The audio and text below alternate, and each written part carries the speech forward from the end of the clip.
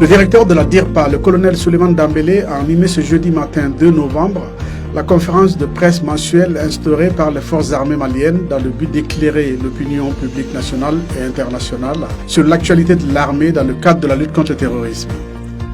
3 points essentiels étaient à l'ordre du jour de cet échange avec la presse. Le processus de retrait de la MINUSMA, les opérations en zone centre et les recrutements au sein des FAMA. Pour le premier point à l'ordre du jour, le colonel Dambélé a brossé la situation sur les rétrocessions des emprises de la MINUSMA.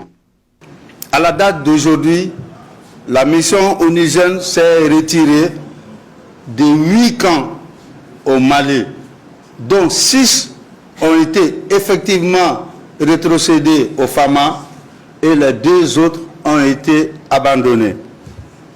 Il s'agit d'Aguelop, comme vous le savez, et de Kidal, qui n'ont pas été rétrocédés au FAMA comme cela avait été convenu.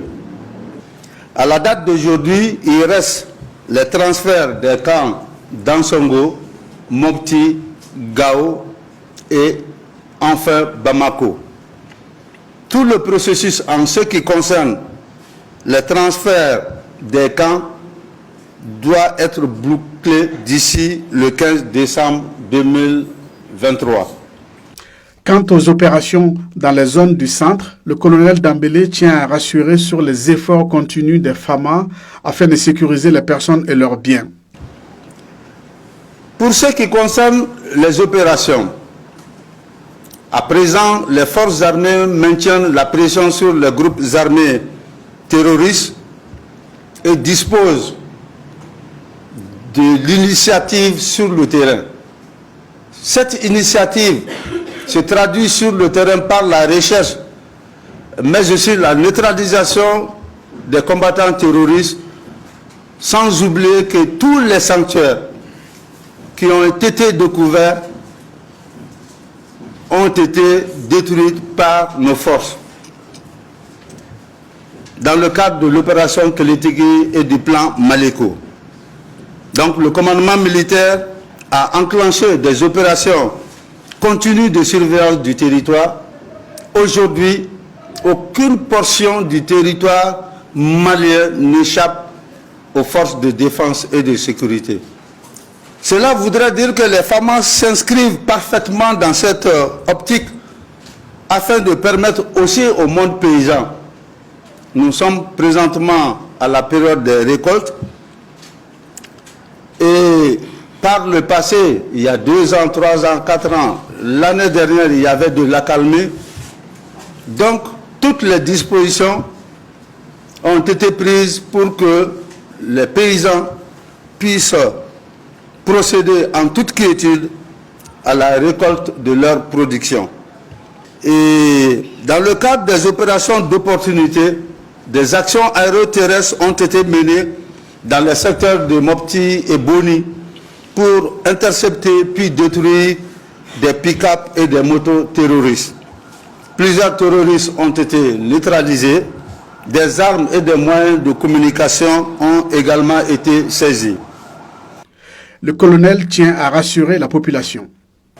Les FAMA sont des forces professionnelles et respectueuses des droits humains, mais aussi du droit international humanitaire. À cet effet, elles ne sauraient en aucun cas porter atteinte à l'intégrité physique d'un citoyen malien. Les FAMA, dans leur mission de défense et de sauvegarde de l'intégrité du territoire du Mali, ne sauraient tolérer que n'importe quel individu ou n'importe quel groupe terroriste lui empêche d'assumer sa mission régalienne, la mission qui lui a été confiée par le peuple malien. Concernant le 3e point, à savoir les recrutements au sein de l'armée, selon le colonel Dambélé, l'engouement pour cette opération démontre le lien forgé entre l'armée et sa population. Il était nécessaire qu'on puisse aussi regarder du côté de ces jeunes qui, dans un élan de solidarité, dans un élan de communion avec son armée, alors ont bien voulu vraiment se faire incorporer pour vraiment lutter contre ce terrorisme, pour vraiment défendre la nation. Au regard de l'engouement, le commandement militaire a jugé nécessaire procéder à rallonger ce délai jusqu'au 3 novembre afin de permettre à ces jeunes de pouvoir déposer leur dossier. Pour le colonel, la guerre n'est pas qu'uniquement sur le terrain. Nous sommes dans une dynamique de guerre informationnelle. La guerre, elle se passe sur le terrain. Mais l'autre guerre, c'est dans nos Android, c'est dans nos télévisions, c'est dans les lignes, entre les lignes des journaux. Donc cette guerre, elle est encore plus pernicieuse que la guerre qui est livrée sur le terrain. Pour éviter toute désinformation, je demande une fois de plus, comme j'ai l'habitude de vous le dire, venez toujours à la source. Téléphonez, nous sommes à votre disposition pour vous donner la bonne information, la vraie, concernant tout sur les forces armées maliennes. À la fin de la séance, le patron de la DIRPA s'est plié au rituel des questions-réponses avec les journalistes.